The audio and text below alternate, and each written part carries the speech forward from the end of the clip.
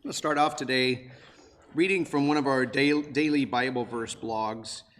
This was one that was written not too long after the Church of God Worldwide Association began back in 2011.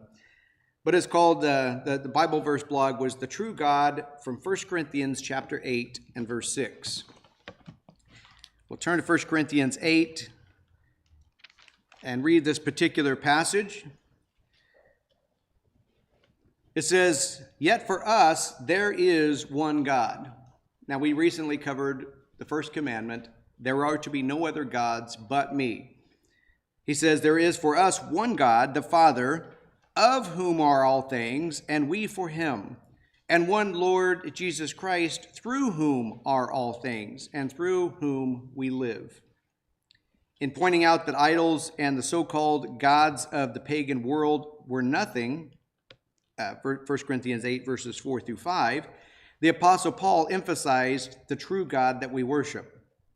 Paul describes the God family as consisting of both God the Father and Jesus Christ the Son, and God reveals himself to us through his family relationship, which highlights his love as well as his power. And again, as we go through the commandments, we see that through the commandments, God is revealing himself. He tells us who he is. He tells us how he wants to be worshiped. And he tells us that it is a law that is of love. Do we really know the 10 Commandments, and do we really understand the spiritual intent of each of those commandments? If we were asked, could we explain them? If somebody said, well, I know it says, the law says this, but what's the spiritual intent? Could we explain the spiritual intent behind the law? How about the second commandment, which says you're not to have any graven images or any carved images? What does that mean? The question comes up sometimes, is it okay to have a carved animal or something carved out of wood of any kind in our home? I don't have them with me here because I didn't bring them, but I have all kinds of carved things that I picked up in various places that we travel to. Carved manatee, carved shark, carved whale, pelican. From Africa, I bring back carved hippo, carved elephant. But you can trust me, they're not in a little shrine in my room, and I'm not bowing down to them. But is it wrong to have a carved image? Because some read this and they say you can't have anything that's carved. Some religions combine the second commandment with the first. You shall have no other gods before me, and you're not to make unto you any graven images. And they said that's one commandment. And of course, we know that's wrong. We can't do that. But the second commandment is a continuation of the first. The first commandment is, you shall have no other gods but me. And you shall not make these to be your gods. And that is the second commandment. The first commandment has to do with who we worship. The second commandment deals with how we worship the true and one and only God. I want to read from our 10 Commandments booklets. It's one of the most popular booklets that we have available. But in the 10 Commandments booklet, it says, what does the second commandment mean? God commands us not to make idols or any representation of him. Nothing we can make can compare with the Almighty God. Human handiwork would not only give a false image of God or of the true God, and we are not to use statues, pictures, jewelry, or anything else to represent God or as a physical aid in worshiping him. We can't say, well, this isn't supposed to be God. It just reminds me to worship God, and it's something physical that I look to. But what is a graven image? It says New King James Version translates a carved image. It says you shall have no carved images. And this is why some people say, well, you can't have anything that's carved. Some of the most beautiful woodwork, I saw a mantle that was just beautiful woodwork of carved flowers and vines, something that was very beautiful. But if you say, well, you can't have any carved image of anything, the modern English version says you cannot have idols. And from the Hebrew word, it's translated, you cannot have a carved image or idol. Having something physical to compare God to then limits our perspective of God. Let's go back to Exodus chapter 20, and we'll look at this second commandment. Exodus chapter 20. And we'll begin in verse 4. You shall not make unto you any graven image, any carved image, as we were reading earlier, or any idol, or any likeness of anything that is in heaven above, or earth beneath, or that is in the water under the earth. And this is where people stop and they say, see, you can't have any carved images. Having a statue or carved, not a statue, but a carved image of a hippo is wrong. Or having it of an alligator, which I have one of those too, is wrong because it's a carved image of something that God created. So we ask that question, what about carved images? He says in verse 5 and explains, you shall not bow down yourself to them nor serve them. He said, don't create something that you're going to bow down and serve. Don't create something that is in my image.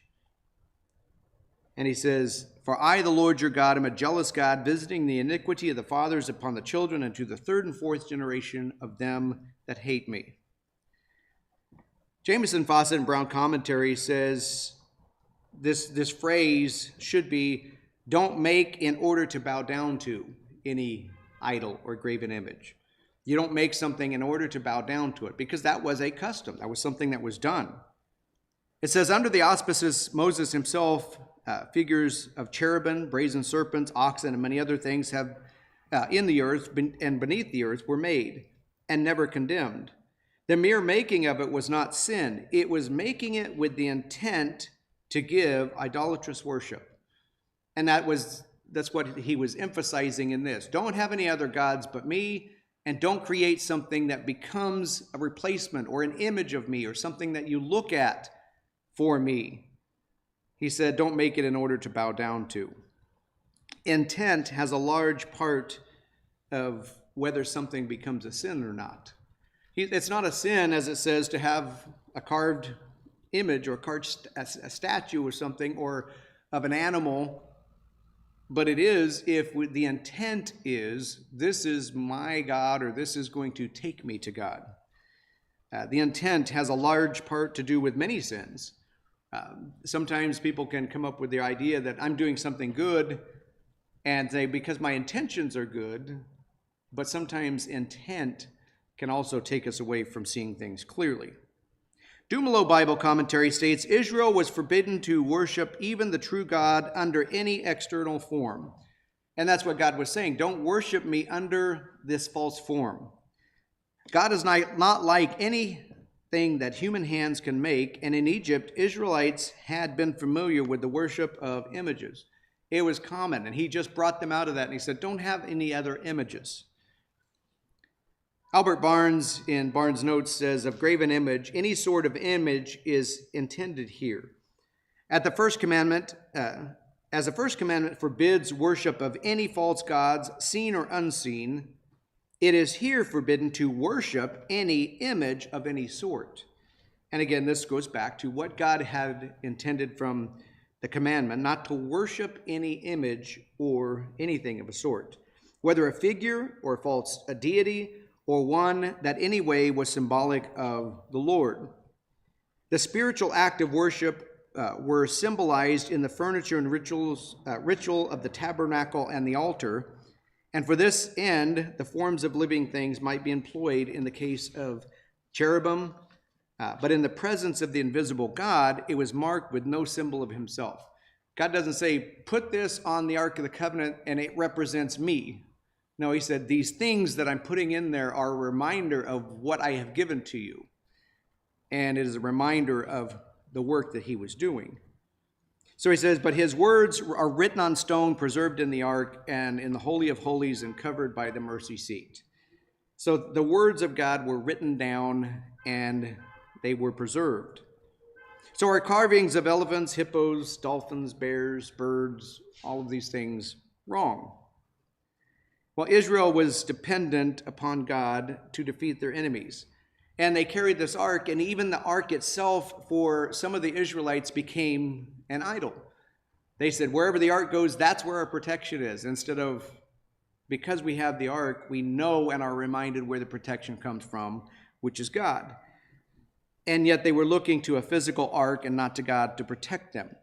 And God does not want us looking to the physical things. Let's go to Numbers chapter 21. Numbers 21 and verse 8. Numbers 21 and verse 8. So here, after giving a commandment, you shall have no graven images or idols. Here we read, the Lord said to Moses, make a fiery serpent and set it on a pole. And it shall be that everyone who is bitten, when he looks at it, shall live. And so Moses made this bronze serpent, put it on a pole. And so it was, if a serpent had bitten anyone, when he looked at the bronze serpent, he lived. Well, if God was saying you can't ever make anything carved or make an image of anything, then he turned around and said, Moses, make an image of a snake, of a serpent, and put it on a pole. So he made this physical image, and God instructed him to do that. Well, why didn't it violate the second commandment?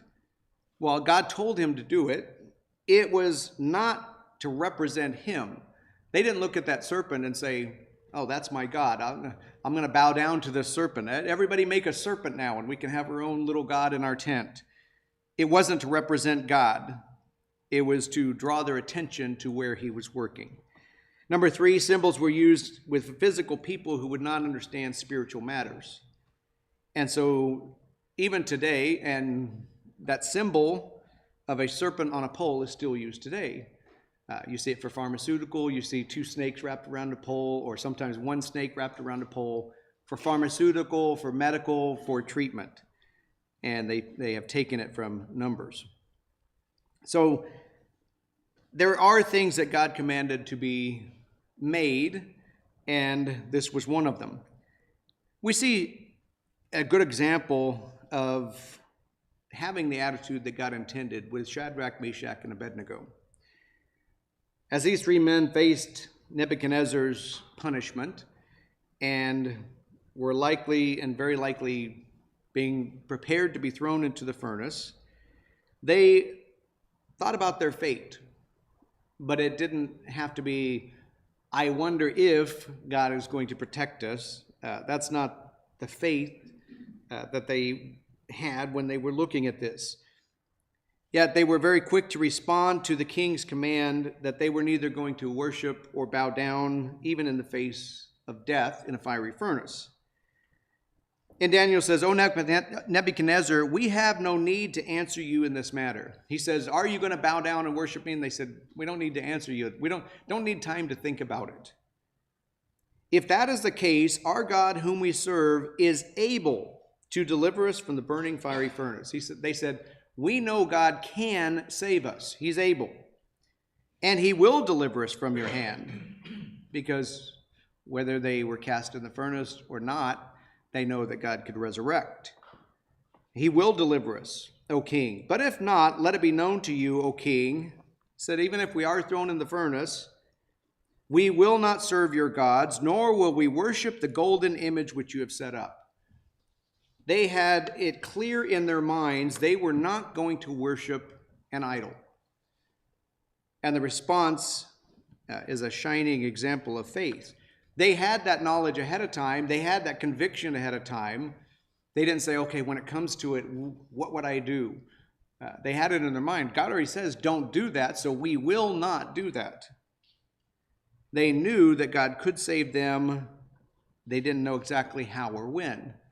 And today we do the same thing. We ask for God's intervention. We know that God can heal. We know that God can open doors, but how and when? But we say, okay, I'm trusting God to be the one who delivers me or leads me through this situation, and we trust completely with faith. But they were determined to have faith either way.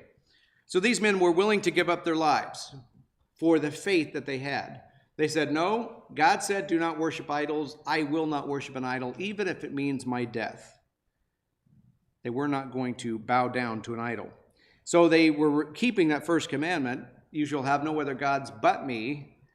And like that first commandment, again, they were also honoring and keeping the second, not to bow down to an idol. What about us? Could we overcome such a test?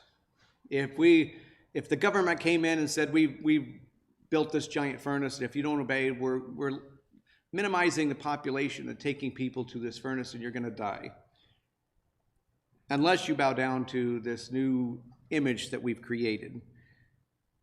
That's a physical test, and most people would say, well, we know that God protected them, he can probably protect us.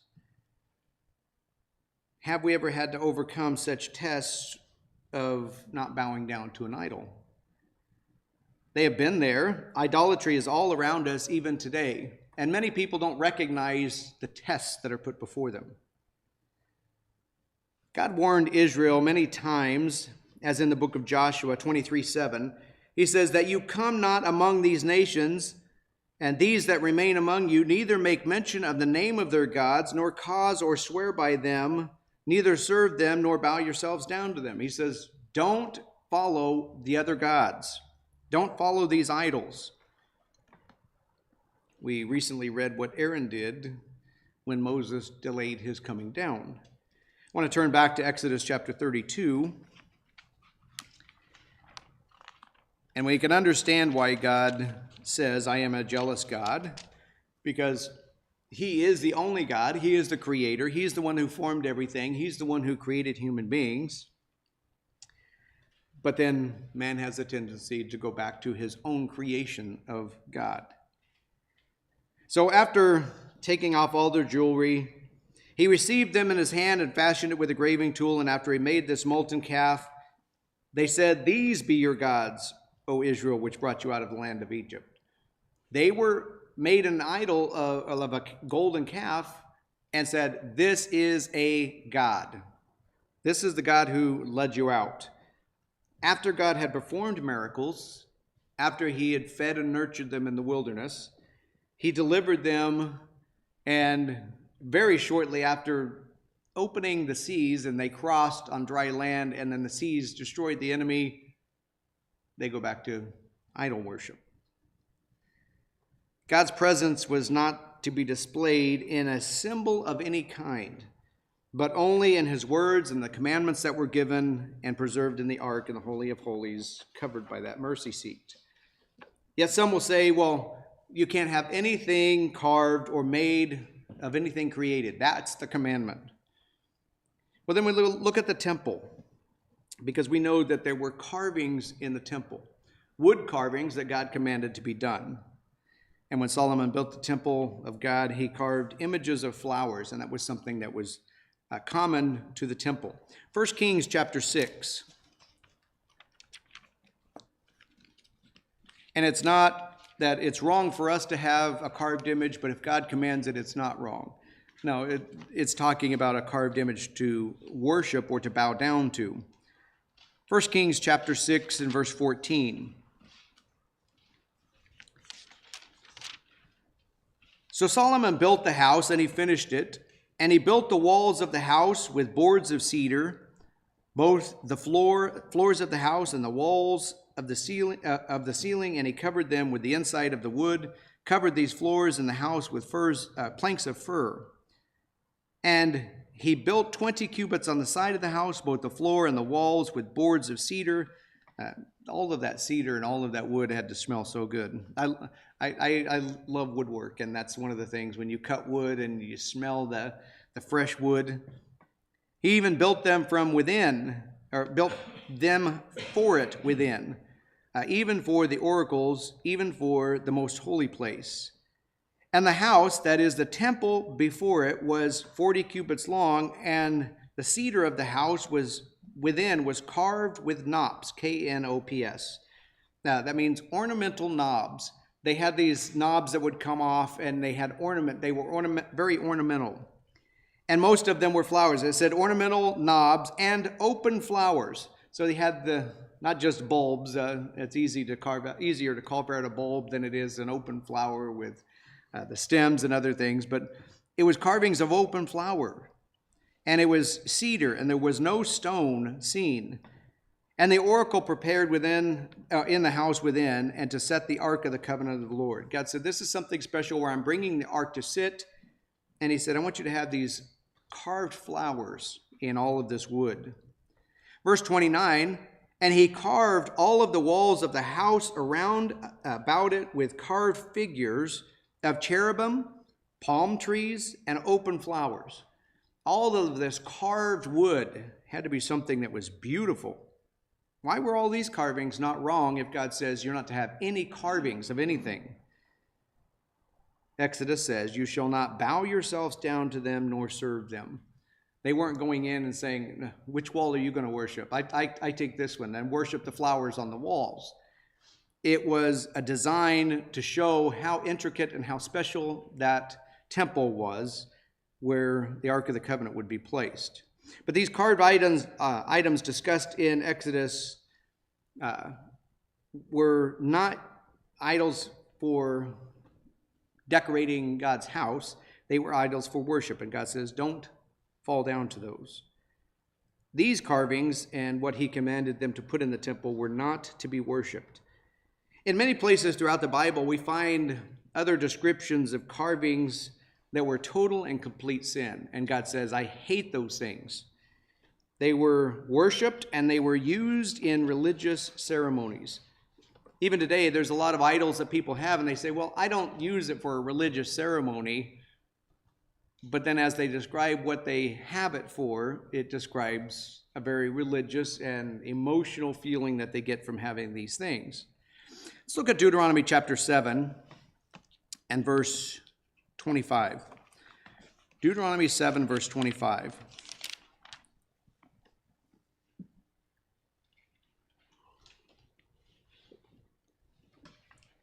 What does God say to do with graven images? The graven images of their gods you shall burn with fire, and you shall not desire even the silver or gold that's on them. He said, don't think, well, let's melt that off. We can at least make a profit off of it. He said, don't even desire to have what's a part of that. That whole thing is detestable. He said, nor take it with you, lest you be snared therein, for it is an abomination to the Lord your God. He said, if you take it, you're going to go, I've got this gold now. I melted it down, but this gold was part of an idol. And you would be tempted to go, maybe there's some kind of power in this gold because it came from an idol of a god. Chapter 12 and verse 3. Deuteronomy 12 and verse 3.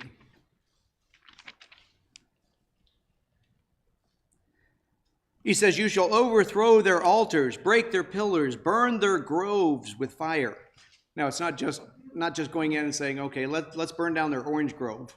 No, these were set up groves made for pagan worship. He says, you shall burn their groves with fire, and you shall hew down the graven images of their gods and destroy the names of them out of that place. So God is a jealous God, and justifiably, he says, don't have other gods and don't create these images and don't go after the gods that other nations worship.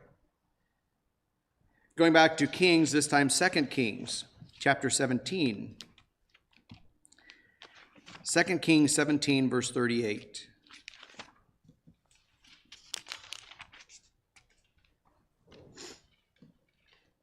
He says, and of the covenant that I made with you, you shall not forget, neither shall you fear other gods.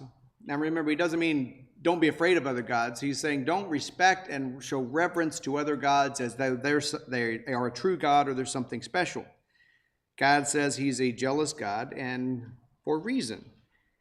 This second commandment goes right along with the first, because if you look at them and revere them as a god or a type of God or something that leads you to a god, then it's leading you away from the only God.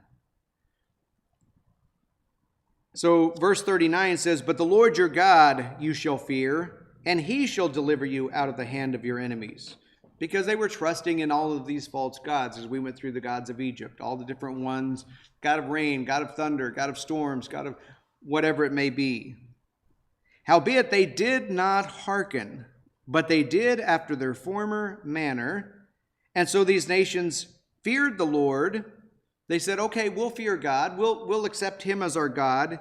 And they served their graven images, both their children and their children's children, as did their fathers, so do they unto this day. And we could say even until this day, because people still have their graven images and their gods. Now, God had a special marriage relationship with Israel, and it was perverted and destroyed by turning to idols. Psalm 97 verse 7 says, "Confounded be all they that serve graven images and that boast themselves of idols. Worship him, all you gods." He says, if you're going to be confounded if you turn and you serve graven images. The context of that passage goes back to Exodus 20, where it says, "You shall not make unto you any graven image or any likeness of anything that is in heaven above or the earth beneath or the water beneath the earth." And why? It was for the purpose of worship. He said, don't create or carve or make anything that is to be used for worship. As the first commandment, you shall have no other gods but me. Now he's saying, do not create anything like me or as a representation of me. In Exodus 20 says, "You shall not bow yourselves down to them nor serve them. For I, the Lord your God, am a jealous God, visiting the iniquity of the fathers upon the children to the third and fourth generation of them that hate me." Just as he was saying earlier in Kings that generations and generations kept doing what their fathers did because they grew up, oh, yeah, we had an idol. We know what our idol was. And they continued to perform idol worship. And so much sin does go into generation after generation. And that's why when the kingdom of God is established, it's not just going to be from day one, everybody does what they're supposed to do. It's going to take generations of teaching God's way of life, and they're teaching their children as they're raised, and they begin to live that way of life. I want to look at Ezekiel chapter 8. Ezekiel chapter 8. And this is describing Ezekiel as he was sitting with the elders of Judah. And they were listening and waiting to hear what he had to say. Ezekiel chapter 8, verse 2, it says, "Then I looked, and there was a likeness, and like the appearance of fire, from the appearance of his waist downward, fire, and from his waist upward, like the appearance of the brightness, like the color of amber. He stretched out the form of a hand, and took me by the lock of my hair, and the Spirit lifted me up between earth and heaven, and brought me in visions of God to Jerusalem, and the door of the north gate of the inner court, where the seat of the image of the jealousy was, which provokes to jealousy." Now, you can picture, he said he's not on the earth, he's not up in heaven, he's just kind of floating through the air, but it's taken him to this north gate of Jerusalem, and he sees this image of jealousy. And it says in verse 4, "Behold, the glory of the God of Israel was there, like the vision that I saw in the plain." So then he begins to describe his vision. But he says this image of jealousy which provokes jealousy. Now, God already says, don't create any graven image or carved image to bow down to them, for I, the Lord your God, am a jealous God. Images and idols provoke jealousy. The Jewish Tanakh translates this verse, "This was the sight of the infuriating image that provokes fury." The Revised English Bible says, "Where stands the idolatrous image which arouses God's indignation." Some believe that this particular image that he was seeing in Ezekiel was the Tammuz.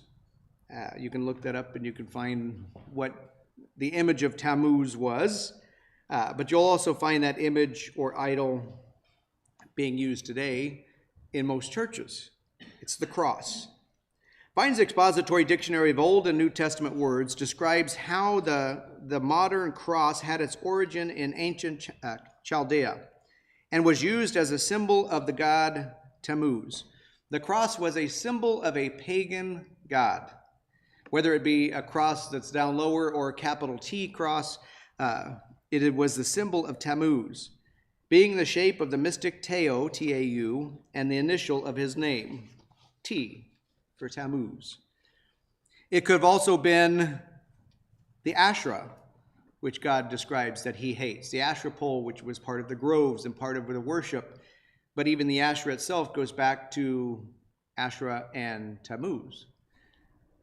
They try to use that to worship the true God. So he said, I'm looking at this, and where the true God of Israel was supposed to be worshipped, and now there's this image that creates jealousy. Today with AI, people can make things look like all kinds of other things. Or they create videos even that looks fairly real. At first, it's like, nah, that's fake, you can tell. Now it's pretty hard to distinguish some of those AI things that are created. How would you react if somebody made an AI image of you and it was supposed to represent you, but it wasn't correct? Maybe they made you short, tall, wide. They distorted you, and you're like, well, I can see them in that picture, but it doesn't look like them. But I'm watching a video, and that must be what they look like. If somebody tried to make you look much differently than you are, or even tried to make you look like them, to change your face to look like them or to sound like them. Now, AI does that.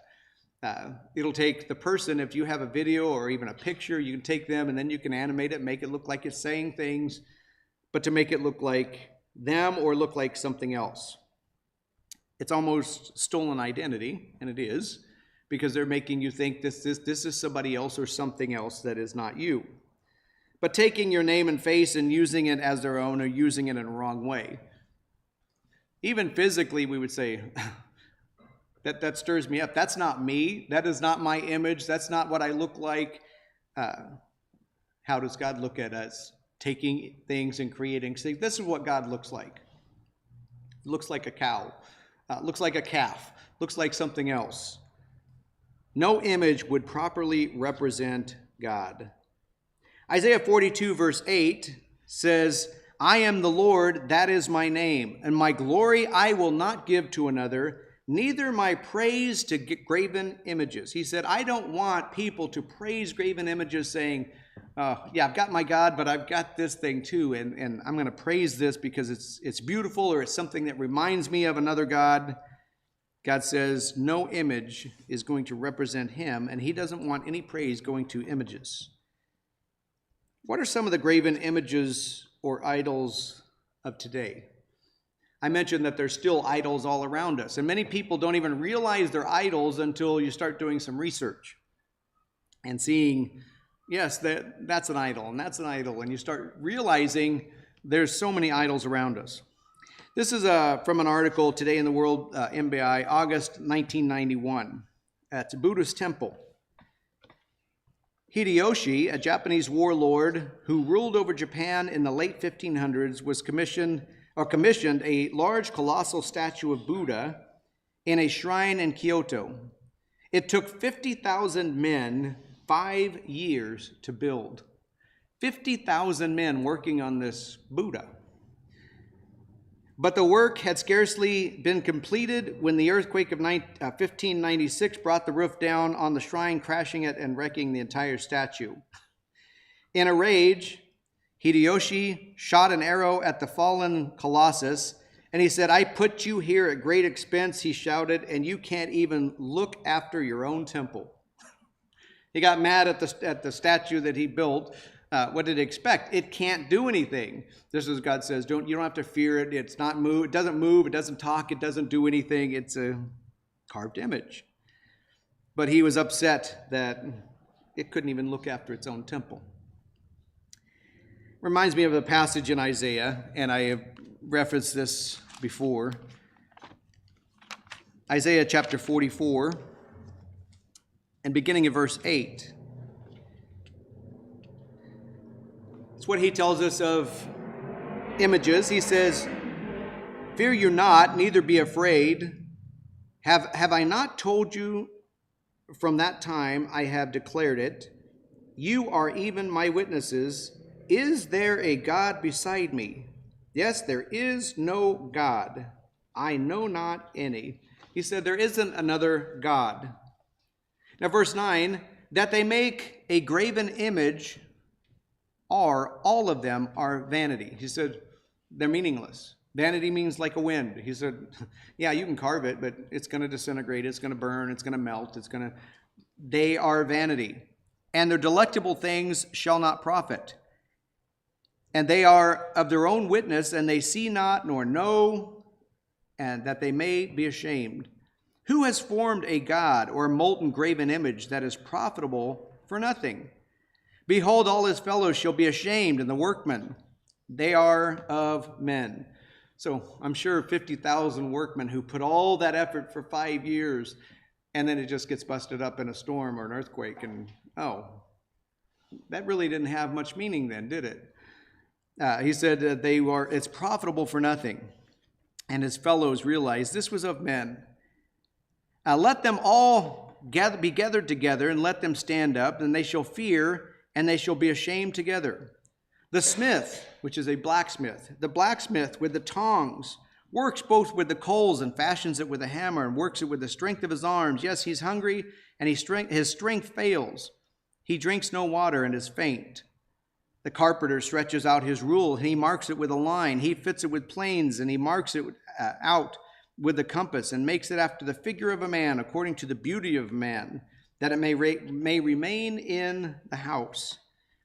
He hews down cedars and takes the cypress and the oak, which he strengthens for himself among the trees of the forest. And he plants an ash, and the rain does nourish it. And then it shall be for a man to burn. He said he does all these groves, he plants these trees, and they're his life, and then somebody burns them. For he will take it out and warm himself. Yes, he kindles and bakes bread, and he makes a god and worships it. And he makes a graven image and falls down to it. All from this same tree.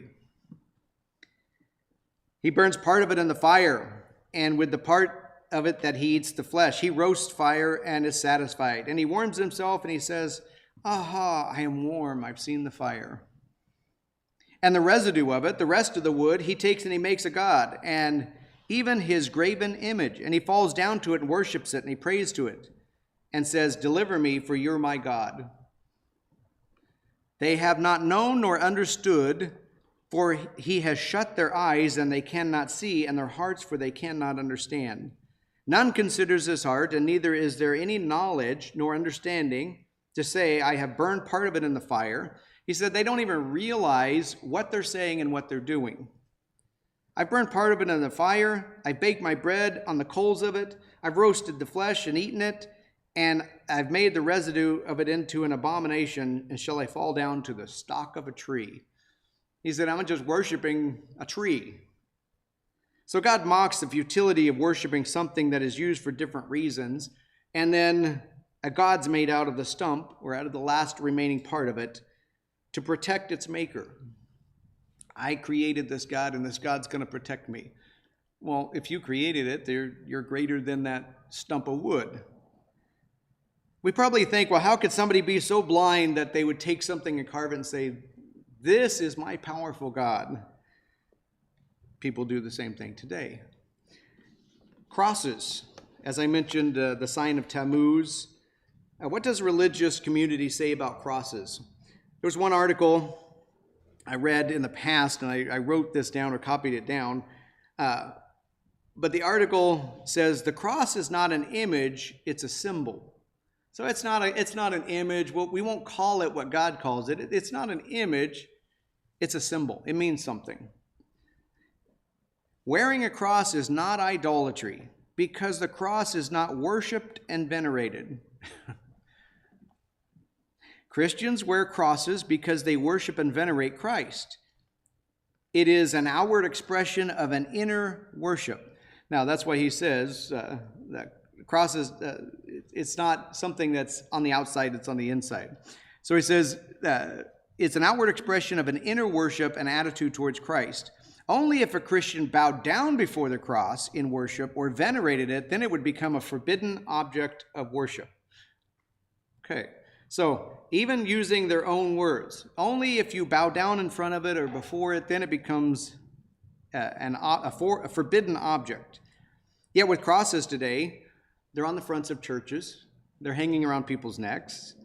They're inside the churches, they're on the pews, they're on the walls. They're at the front of the room where an individual goes up and kneels and prays and looks up to the cross. So if a Christian bowed down before a cross in worship, he says that would be something that was forbidden. And that's what people use it for.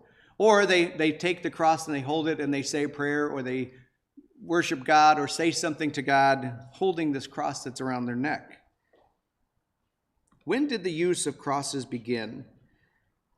There's an article, Pre-Christian History of the Cross Symbol. From its simplicity of form, the cross has been used both as a religious symbol and as an ornament from the dawn of man's civilization. The cross isn't something new. Various objects dating from the periods longer in anterior to the Christian era have been found, marked with crosses of different designs, and it's almost in every part of the world. The cross symbol is found in, and it goes to these places: Scandinavia, the Tao, or T-A-U, the cross symbolizing the hammer of the god Thor. Now that's Tao is the same one that was used by Tammuz. In Babylon, the cross with the crescent moon was a symbol of their moon deity. In Assyria, the corners of the cross represented the four directions in which the sun shines. In India, in Hinduism, the vertical shaft represents the higher celestial states of being, and the horizontal bar represents the lower earthly states. Each one has their own beliefs of what they think their cross represents.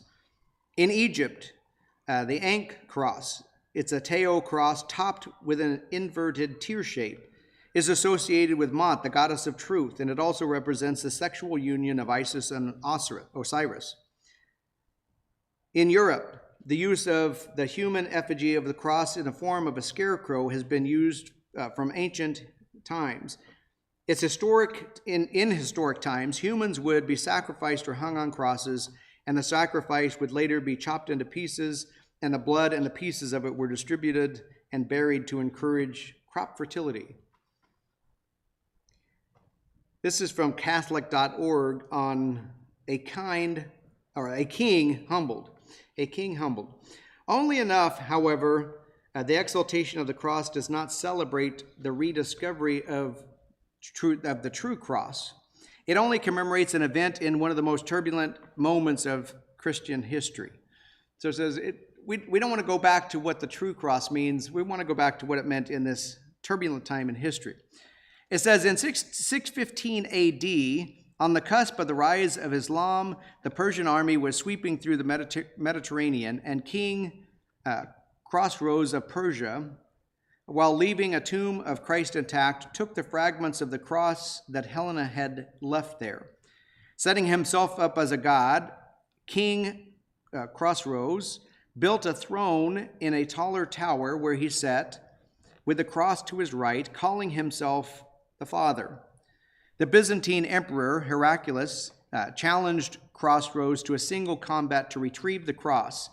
Victorious, Heraclius bore the jeweled reliquary back to Jerusalem, and he had planned to bring in the relic through the same city gate in which Christ had entered before his crucifixion, but the stones fell and blocked his passage. Told that the king had passed through this gate in humility on a donkey to suffer death, King Heraclius stripped himself of the crown, jewels, and shoes, and of his simple tunic, and took the relic upon his shoulders. On September 4th, 630, the cross was restored to Jerusalem as an example of humility for all people. This epic captured the imagination of numerous artists, particularly in the Renaissance era, when art was dedicated itself to the recounting of the greatest stories, and Antonio Romano portrayed the event of the jewel-like colors of the illuminated manuscript of the Church of the Holy Cross. And then while Pier della Francesca worked in the more remote center of the city and rendered the majesty of this story in one of the most important fresco cycles of the 15th century. You see how one thing leads to the next thing, leads to the next thing, and what was a pagan symbol? Oh, now we're bringing it back. We're going to use it to represent the church in Jerusalem. If you were to do a study of history, you would find the symbol of the cross far predates Christianity. You go back and there are, as it says, around the entire globe, there were individuals who had crosses of various kinds that were worshipped. And we know that even in the time of Christ, the cross wasn't something that was looked up to as, oh, there's something special and religious. It was a form of torture. Author Ralph Woodrow states, centuries before the Christian era, the cross was honored as a religious symbol by the people of Babylon. It is seen as in their oldest monuments, and historians say that it was a symbol associated with Tammuz, and that's from Babylonian Mystery Religion, page 51. So before the Christians ever came, this symbol of the cross was worshipped in Babylon. It was not until Christianity became paganized that the cross came to be thought of as a Christian symbol. Others can read this, but they would say, oh yeah, but that's not why I do it or why I use it. It was in 431 AD that crosses in the churches and the chambers were introduced, and while the use of crosses on steeples did not come until about 586 AD. Do we still need more proof of all of the pagan idols and customs around us of having carved images? History of the Cross by Henry Dana Ward makes this reference to the sign of Tammuz in the service of Balaam and Ashtoreth in worshiping the image of the heathen. Tammuz was the beloved of Ashtoreth or Astarte. So Asherah, you have the Asherah pole, which is pagan, and you have Tammuz, who had the cross, which was a pagan idol. After being slain by the tusk of a boar, the Assyrian women celebrated the anniversary of the death by lamenting Tammuz, and they had a wake and would carry torches and the crescent-shaped cross lifted up in his honor. The Ashtoreth pole, maypole, pagan groves are all still part of pagan worship and relate to fertility rituals that date back and go back to Baal, the worship of Baal. And again, all of this goes back to the Babylonian era. Leads us to another commonly accepted Christian symbol. Most people think, oh, a Christian symbol is the cross. It was mentioned earlier, the cross and steeples. Why do churches have steeples? I remember as a kid you learn, the little thing, here's the church, here's the people, your hands make a steeple, and you see steeples on the front of churches. Why do they have steeples? Once read an article called Asherah Poles and Church Steeples. There are still in existence today and remarkable specimens of original phallic symbols, steeples on the churches, and obelisk all show the influence of this phallus worshiping ancestors. All of that goes back to pagan worship. And today, most churches have steeples and crosses, Christian churches in particular. Still reading from the article, it says, perhaps it is fortunate that we do not know the origin of many of these things and the statements that we take for granted. Therefore, whether they were erected as a column or a fence post or a god or a symbol of a power may depend on our attitude. So he's saying, we're fortunate that we didn't know better. Is someone fortunate that they don't know about the law of gravity and they walk off a cliff? It's okay. I'm fortunate I didn't know the law of gravity, because otherwise I would have protected myself. We're fortunate that we didn't know, or that we don't know the origin of many of the things we do. It's the old idea of what we don't know won't hurt us. Well, I don't want to know about it, and a lot of people will tell you that. I don't want to hear about it. I don't want to hear that it's pagan, because I just don't want to know. Because if I know, I'm responsible. No, if you don't know, you're responsible. It goes on, as the cross began as a literal tree or pole, but later became an artistic expression, Asherah was stylized as a pole in the form of an obelisk, column, or even church steeple. As the symbol of sun worship or of Baal, a pole represented the sexual union which created the earth's fertility. The word image is translated from the Hebrew words which means maztabah, or standing images or obelisks. So the this thing on the steeple in the front of the church, or obelisks, they had meaning and they had purpose in the religious world. The obelisk had power through symbolic magic, and was standing. It was only had the power if it was standing upright, because it pointed upwards towards the Hamanan sun image, which were dedicated to the sun. So these obelisks were dedicated to the sun. Now I've got a picture here. It's a picture of the obelisk in St. Peter's Square. And it says, note that the obelisk is at the center of a huge 8-point sun wheel and a smaller 4-point sun wheel. It's the same symbol found on the altar stone of the Temple of Baal. That's what they looked to it and they said, that's one of the most religious places in the world. Here you got St. Peter's Square, and it goes back to Baal worship. United States Capitol has the same type obelisk. And again, they have the sun wheels around them. What about paintings or pictures of Christ? We see pictures of Christ because we know that God says it's God the Father and Jesus Christ make up the God family. He says you're not to have images, and yet people say, yeah, but we know what Christ looked like.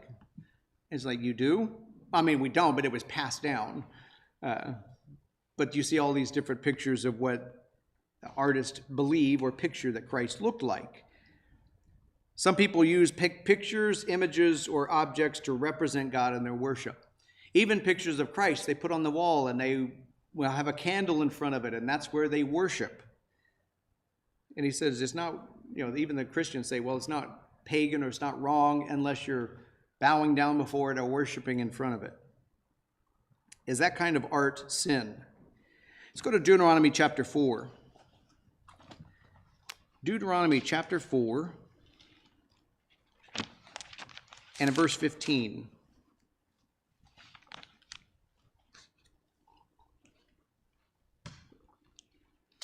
Deuteronomy 4 and verse 15. Take heedful care to yourselves, for you saw no form when the Lord spoke to you at Horeb and in the midst of the fire, lest you act corruptly and make for yourselves a carved image in the form of any figure. He says, don't make a carved image. You don't know what I look like. We don't have an accurate image of God the Father. Nor do we have an accurate image of Jesus Christ, because the one we see is very unlikely an accurate image.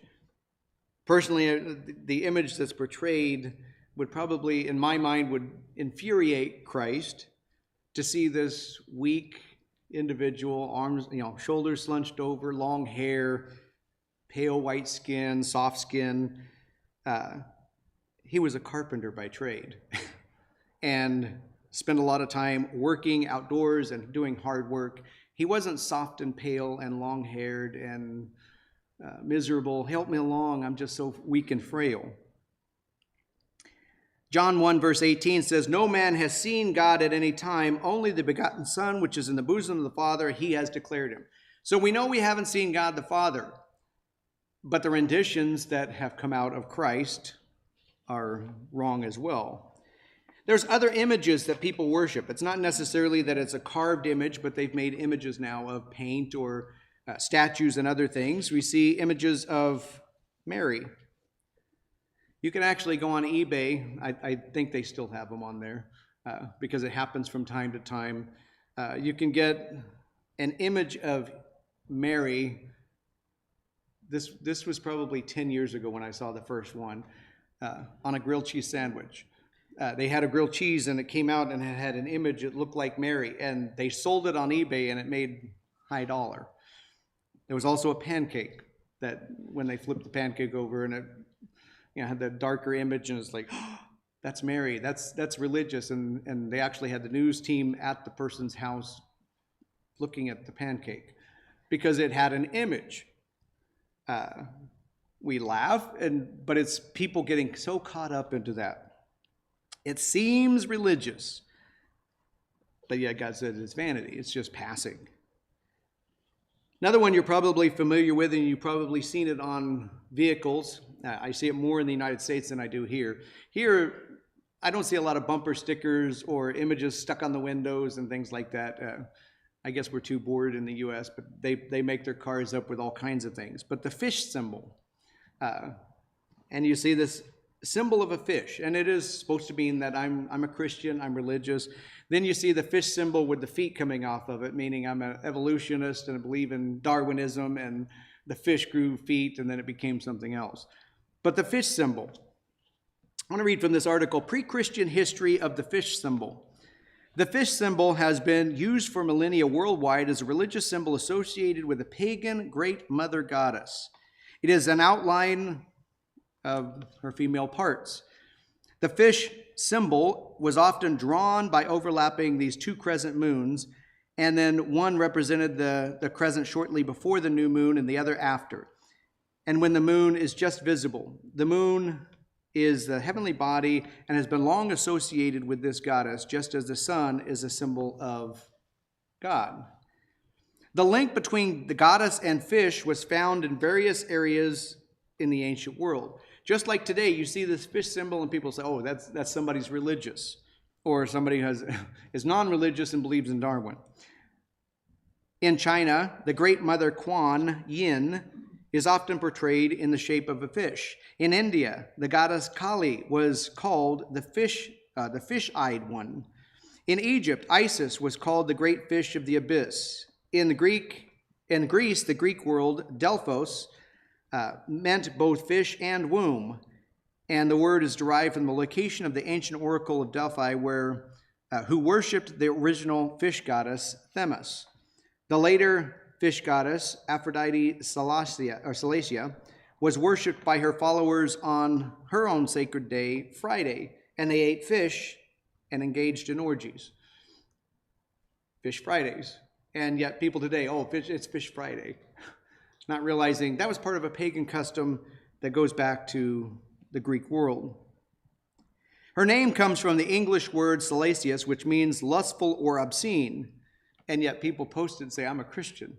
I'm going to put an obscene emblem on my car that shows that I'm a Christian. But they don't understand and they don't know. Also from her name comes the name of the fourth month, April. In later centuries, the Christian church absorbed these traditions by requiring the faithful to eat fish on Friday, a tradition that was only recently abandoned by some. Again, I mentioned there's still people that eat fish on Friday. In the ancient Rome, Friday is called Dies Veneris, the day of Venus, a pagan goddess of love. Throughout the Mediterranean, mystery religions used fish, wine, and bread for their sacramental meal. In Scandinavia, the great goddess was named Freya, and fish were eaten in her honor, and the sixth day of the week was named Friday after her. In the Middle East, the great goddess Ephesus was portrayed as a woman with a fish amulet over her private parts. Something as simple as a symbol of fish goes back way before most people even realize. And it's not that we should be thankful that we don't know all of this history. We should know it because God says, don't do anything like that because it infuriates me. Today, it is a sign of Christians, but it is idolatry. And I think God would be very jealous to think of himself to be observed by Christians, or they say, we follow your son, Jesus Christ, and yet we worship all of these pagan idols. And we have symbols of pagan worship all throughout the place where we worship, in our homes, around our neck, and everywhere else, on our cars. There's a quote, and I mentioned this earlier. I don't know the author, but it says, today's idols are more in the self than on the shelf.